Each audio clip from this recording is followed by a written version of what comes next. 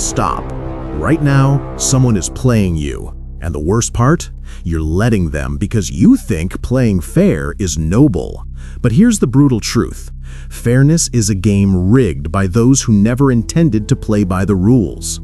Let me ask you something. How many times have you given someone the benefit of the doubt only to watch them use your kindness as a weapon against you? How many times have you stayed silent when you should have spoken up, thinking that being the bigger person would somehow protect you? How many times have you played by the rules while someone else rewrote them in their favor? Here's what nobody tells you. The people who preach fairness the loudest are often the ones exploiting it the most. They want you passive, predictable, and easy to manipulate. Today, you're going to learn Machiavelli's darkest insight about power, the one that separates those who get used from those who stay protected. This isn't about becoming manipulative. This is about awareness and protection. This is about understanding the game so you stop being the pawn. Now, I want you to drop this affirmation in the comments. I see through manipulation and protect my interests strategically. 500 years ago, Machiavelli wrote something that got him exiled, hated, and misunderstood for centuries. He said that the rules of morality and the rules of power operate on different planes, and the people who pretend they're the same, they're either fools or liars.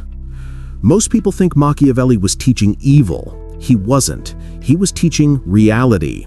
He was pulling back the curtain on how power actually works, not how we wish it worked.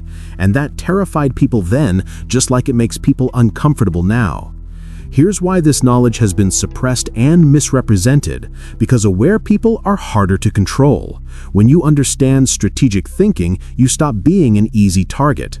You stop giving away your power to people who smile while they take from you. Today, you're going to learn Machiavelli's 7 Machiavellian principles of strategic awareness. These aren't manipulation tactics. These are defensive strategies. By the end of this video, you'll see human behavior differently. You'll recognize patterns that used to be invisible. You'll understand why some people always seem to come out on top while good people keep getting hurt. The transformation ahead isn't about becoming cold or ruthless, it's about becoming strategic, aware, and impossible to exploit. Number 1. The illusion of reciprocity. Most people believe that if they're good to others, others will be good to them. That kindness creates kindness, that fairness is a two-way street. This is one of the most dangerous beliefs you can hold. Machiavelli once said, "Men judge generally more by the eye than by the hand." Everyone sees what you appear to be. Few experience what you really are. Here's what most people don't understand. Reciprocity is not a law of nature. It's a social contract, and not everyone signed it. There are people who will take your kindness, pocket it, and give you nothing in return. And they sleep perfectly well at night because they never agreed to play fair in the first place. Think about it this way. You're operating with one set of rules. You give respect, you expect respect back. You help someone, you assume they'll help you when you need it. But what happens when the other person is operating with a completely different rule book? One where your generosity is just an opportunity. One where your fairness is a weakness to exploit. This is the reality. Strategic people understand that reciprocity must be tested, not assumed. They give, but they watch what comes back. They're kind, but they're not naive. They understand that trust is earned through patterns, not promises. Let me tell you about something I see all the time. Imagine someone at work who always volunteers to help others. They stay late, they cover shifts, they go above and beyond. They think they're building goodwill. They think people will remember. But when they need help, suddenly everyone's busy. Suddenly there are excuses. Because those people never saw it as reciprocity, they saw it as service. They saw it as what that person was supposed to do. The most painful realization is this: you can't force reciprocity by being more giving. You just end up more depleted. The people who don't reciprocate aren't failing to see your kindness, they're choosing not to return it. So here's the practical application. Start running experiments. Give strategically and measure what comes back.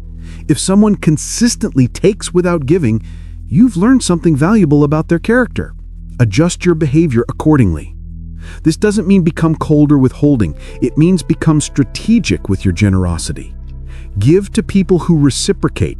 Invest in relationships that are mutual. Protect your energy from those who only take. This isn't selfishness. This is self-preservation. The paradox is this: when you stop giving to people who don't reciprocate, you actually have more to give to people who do. You become more generous, not less, because you're not constantly depleted by one-sided relationships. This doesn't mean you should manipulate or exploit others. It means you should recognize when you're being manipulated or exploited. The goal is protection, not offense. Drop this affirmation in the comments. I give strategically and protect my energy from those who only take. Now, understanding reciprocity is just the beginning, because there's something even more dangerous that people use against you. Number 2, the weaponization of your morality. Good people have a fatal weakness. They assume everyone shares their moral code. They think that because something would make them feel guilty, it would make others feel guilty too. This assumption gets them destroyed. Machiavelli once said, "The promise given was a necessity of the past. The word broken is a necessity of the present." Here's what this means. There are people who understand that your morality is a constraint on your behavior, and they use that constraint against you. They know you won't lie, so they lie to you. They know you won't cheat, so they cheat you. They know you'll feel bad about confronting them, so they exploit that hesitation. Let me explain why this matters. Your sense of right and wrong isn't just a guide for your own behavior. It's also a prediction system for others.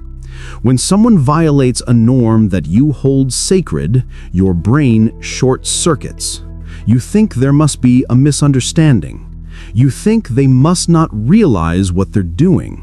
But often they realize exactly what they're doing. They're just not constrained by what constrains you.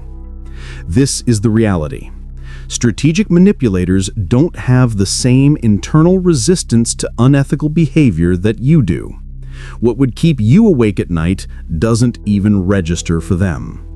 And they count on you projecting your conscience onto them. Think about the most manipulative person you know.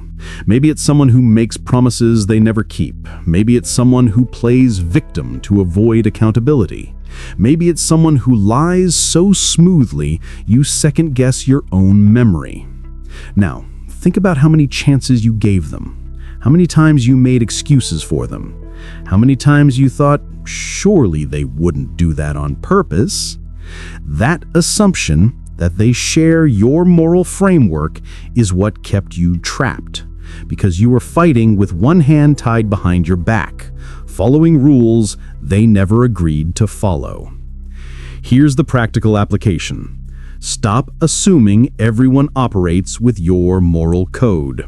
Watch behavior, not words. When someone shows you who they are through their actions, believe them the first time.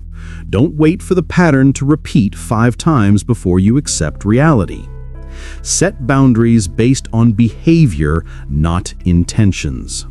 If someone repeatedly violates your boundaries, it doesn't matter if they apologize. It doesn't matter if they had a good reason. What matters is the pattern. Protect yourself accordingly. This doesn't mean become cynical or paranoid. It means become realistic. Most people are decent, but the ones who aren't are counting on you to be naive. Don't give them that advantage. The key is using this knowledge ethically. You're not learning to exploit others. You're learning to stop being exploited. You're not becoming manipulative. You're becoming aware. Drop this affirmation in the comments. I set boundaries based on patterns, not promises.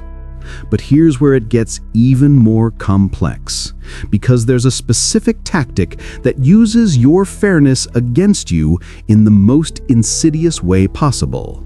Number 3, the fairness trap. This is the darkest one. People will demand fairness from you while giving you none in return. They'll hold you to standards they never follow themselves, and they'll make you feel guilty for even noticing the double standard. Machiavelli once said, "Everyone sees what you appear to be, few experience what you really are." Here's what most people don't understand. Fairness is often used as a manipulation tactic by unfair people. They appeal to your sense of justice to get concessions they would never give you. They frame their demands in terms of what's fair, what's right, what's reasonable. And because you actually care about being fair, you comply. Let me explain why this is so effective. When someone appeals to fairness, they're activating your moral framework. You want to be a good person. You want to do the right thing. So when someone says, "It's only fair that you do this," your instinct is to agree. But here's the trick. They're not asking themselves what's fair to you. They're only calculating what they can extract from you. Think about it this way. Have you ever had someone demand your time, your resources, or your emotional labor by framing it as the fair thing to do? Have you ever had someone guilt you into helping them, making you feel selfish for having boundaries? That's the fairness trap. This is the reality. Truly fair people don't need to constantly invoke fairness. They demonstrate it through reciprocity. People who constantly talk about what's fair are usually the ones keeping score in a way that only benefits them. Imagine a colleague who asks you to cover their work, framing it as a fair request because they're going through something difficult. You agree because it seems reasonable. But when you need help, suddenly they're too busy. Suddenly their situation is too complicated. The fairness they demanded from you evaporates when it's their turn to reciprocate. Or think about relationships where one person demands patience, understanding, and forgiveness by appealing to fairness. It's only fair that you give me another chance. It's only fair that you understand my perspective. But when you need patience or understanding, suddenly your needs are unreasonable. Suddenly you're asking for too much. Here's the practical application. When someone appeals to fairness, ask yourself, is this relationship actually fair? Have they given me what they're now demanding? Are they holding themselves to the same standard they're holding me to? If the answer is no, you're in a fairness trap.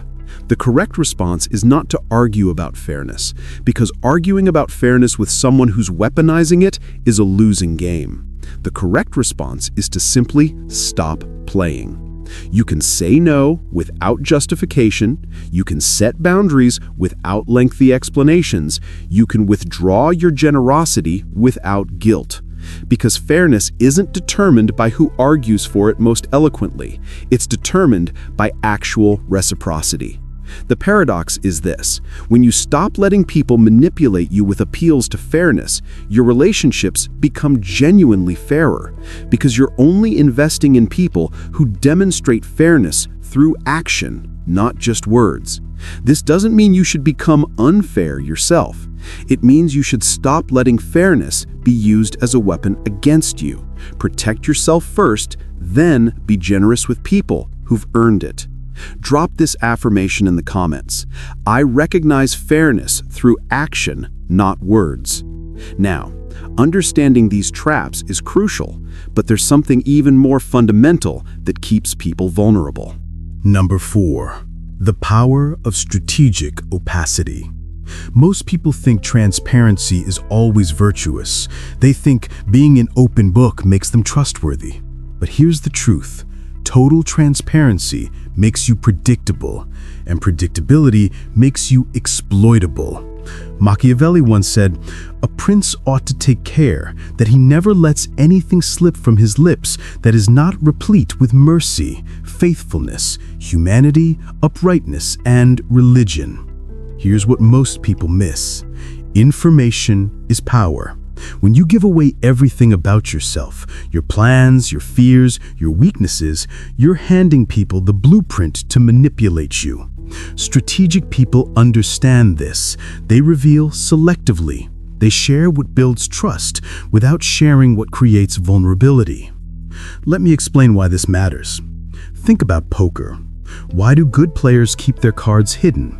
Because if everyone saw everyone's hand, the game would be pure mathematics. The skill is in managing information. The same principle applies to life. This is the reality. People who know all your buttons can push them whenever they want. People who know all your plans can sabotage them. People who know all your fears can exploit them. Strategic opacity isn't about being deceptive. It's about being selective with information based on trust earned over time.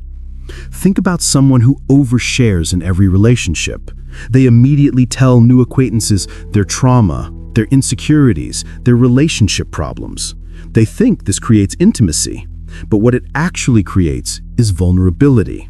Because some people listen to your story not to understand you, but to find your weak points. Or consider someone who announces every plan, every goal, every ambition publicly. They think this creates accountability, but it also creates opposition. Not everyone wants to see you succeed. Some people will actively work against you if they know what you're trying to achieve. Here's the practical application. Create layers of disclosure based on trust. Share surface-level information freely. Share deeper information with people who've demonstrated reliability over time. Share your most sensitive information only with people who've proven they'll protect it. This doesn't mean lie or deceive. It means don't volunteer information that could be used against you. When someone asks intrusive questions, you can deflect politely. When someone pushes for information you're not comfortable sharing, you can set a boundary. Watch what information others volunteer about themselves. People who overshare often expect you to overshare in return, but that's not a requirement. You can be warm and friendly without being an open book. The paradox is this: when you become more strategic about what you share, your genuine relationships actually deepen, because the people who respect your boundaries are the ones worth sharing with. This doesn't mean become closed off or suspicious. It means become strategic. Share wisely. Trust gradually. Protect your information like you'd protect any valuable asset. Drop this affirmation in the comments. I share strategically and protect my vulnerabilities. But here's where it gets really powerful, because there's a specific way that people use your emotions to control your behavior. Number 5, the emotional leverage game. Here's something most people never realize. Emotions can be weaponized. When you react emotionally to situations, you become predictable, and predictable people can be controlled. Machiavelli once said, "Since love and fear can hardly exist together, if we must choose between them, it is far safer to be feared than loved." Now, here's what most people don't understand about this quote. Machiavelli wasn't saying be cruel. He was saying that being loved makes you vulnerable to emotional manipulation. When people know you need their approval, they can control you by withholding it. When they know you fear their anger, they can control you by threatening it. Let me explain why this matters. Every time you have a strong emotional reaction, you're revealing a lever that can be pulled. Get angry quickly? People can manipulate you by provoking that anger. Get anxious about conflict? People can manipulate you by threatening conflict. Need approval desperately? People can manipulate you by giving and withdrawing validation. This is the reality. Strategic manipulators are emotion cartographers. They map your emotional responses, then use that map to navigate you in directions that serve them. They're not reacting emotionally themselves, they're calculating. They're watching what triggers you, then deploying those triggers strategically. Think about someone who always knows exactly what to say to make you feel guilty. They've mapped that response. They know your guilt triggers. Or think about someone who can derail any serious conversation by making you angry. They've mapped that too. They know your rage triggers. The most dangerous emotional manipulators aren't the ones who scream and yell. Those people are easy to spot. The dangerous ones are calm. They're the ones who say something that seems innocent, but lands like a knife. They're the ones who can make you doubt your own reality with a few well-placed words. They're the ones who turn your emotions into their weapons. Here's the practical application. Start noticing your emotional patterns. What situations make you anxious? What comments make you defensive? What behaviors trigger your anger? Once you're aware of these patterns, you can intercept them. When you feel a strong emotion rising, pause. Ask yourself, is this reaction proportionate to what just happened, or am I being triggered? Is this person pushing my buttons intentionally, or is this a genuine situation requiring an emotional response? Create emotional discipline. This doesn't mean suppress your emotions. It means don't let your emotions control you. Feel them, acknowledge them, but don't act on them immediately. Strategic people respond rather than react. The paradox is this: when you stop being emotionally predictable, you actually become more emotionally authentic, because your emotions are yours again, not tools for others to exploit. This doesn't mean become cold or detached. It means protect your emotional autonomy. Don't let others turn your feelings into their leverage. Drop this affirmation in the comments. I feel deeply, but respond strategically. Now, everything I've shared so far builds to this crucial understanding about power dynamics. Number 6. The reality of unequal playing fields. Here's the hardest truth. Not everyone is playing the same game. Some people are playing chess while you're playing checkers. Some people are fighting while you think you're having a conversation, and the moment you realize this, everything changes. Machiavelli once said, "The lion cannot protect himself from traps, and the fox cannot defend himself from wolves. One must therefore be a fox to recognize traps and a lion to frighten wolves." Here's what most people don't understand. There are two types of power dynamics: cooperative and competitive. In cooperative dynamics, everyone wins when everyone plays fair. In competitive dynamics, someone wins by ensuring others lose. The problem is that good people assume everything is cooperative until proven otherwise. Strategic people assume everything might be competitive and adjust accordingly. Let me explain why this is crucial. When you're in a cooperative mindset and someone else is in a competitive mindset, you're at a massive disadvantage. You're trying to create win-win outcomes while they're trying to create win-lose outcomes where they win. You're trying to build together while they're trying to take from you. This is the reality. Power respects power.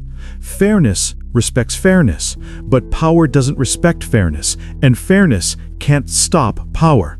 If you bring fairness to a power game, you lose. The only defense against power is strategic awareness. Think about negotiations where you go in trying to be reasonable and fair, but the other side is trying to maximize what they can extract from you. You make concessions in good faith. They bank those concessions and ask for more. You think you're building goodwill, they think you're weak. Or think about workplace dynamics where you focus on doing good work, assuming merit will be recognized, but someone else is focused on managing perceptions, taking credit, and building alliances. Your good work is invisible. Their strategic positioning gets them promoted. You are playing a different game than you thought you were playing. Here's the practical application. Assess each situation for what type of game is actually being played. Is this cooperative or competitive? Is the other person trying to create mutual benefit or maximize their benefit at your expense? Once you know what game is being played, adjust your strategy. In cooperative situations, be generous and fair. In competitive situations, be strategic and protected. Don't bring cooperation to competition. Don't bring aggression to cooperation. Match the reality of the situation. This doesn't mean become paranoid or assume everything is a competition. It means stay aware, stay flexible. Don't lock yourself into one mode of being. The paradox is this: when you become strategically aware of power dynamics, you actually create more genuine cooperative relationships because you stop wasting energy on people who are competing with you and invest more in people who want mutual success. This doesn't mean exploit others when you have power. It means recognize when others are trying to exploit you and protect yourself accordingly. Drop this affirmation in the comments. I recognize the game being played and adjust accordingly. Now here's the final principle that ties everything together. Number 7. Strategic goodness. Here's the ultimate Machiavellian insight that most people completely miss. The goal isn't to become manipulative or ruthless. The goal is to be good, but strategically. To be kind, but not naive. To be fair, but not exploitable. Machiavelli once said, "Never was anything great achieved without danger." Here's what most people misunderstand about Machiavelli. He wasn't saying be evil. He was saying understand how power works so you can protect what matters to you. He was saying that noble intentions without strategic thinking lead to noble failures. He was saying that goodness without wisdom gets crushed. Let me explain why this matters. The world needs good people. It needs kind people, generous people, fair people.